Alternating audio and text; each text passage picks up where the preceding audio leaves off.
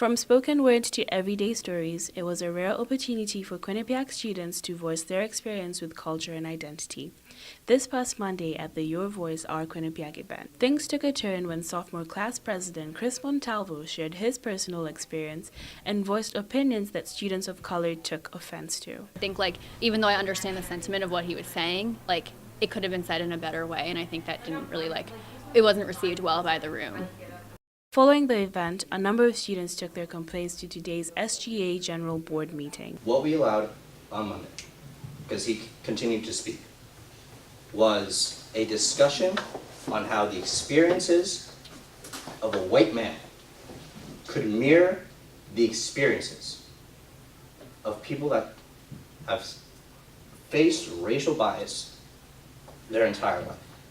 Many students spoke of their experiences as people of color, not only at Quinnipiac, but as a result of systemic racism. A professor read a prepared letter on his thoughts on the events and the participants' arguments. There is nothing virtuous or noble about organizing a petition to silence a fellow Bobcat just because you disagreed with or discovered some unintended offense in their opinion.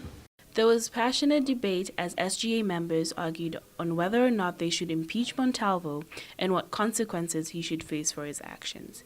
The SGA passed a motion to censure Montalvo.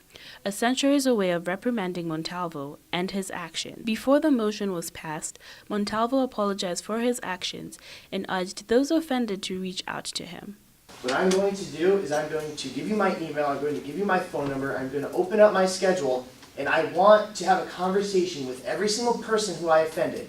And I will give you the opportunity to educate me, and I will give myself the opportunity to show you the kind of person that I am and why I might have the beliefs that I do. 2:30 spoke to SGA President Ryan Lynch after the meeting on what the organization plans are going forward. The students are speaking up, and you have to respect that, and you have to listen to that. We are elected to represent all students. And we need to educate ourselves so we can represent every single person on this campus. And with that, there's a lot of work to do, and we're ready to get started. I promise that we are going to change the way we educate our members, because we obviously need to work on that. It's unclear on what exactly will happen next. There is talk of starting the impeachment process against a different member. We will update you as we learn more. For Q30 News, I'm Beverly Wakiaga.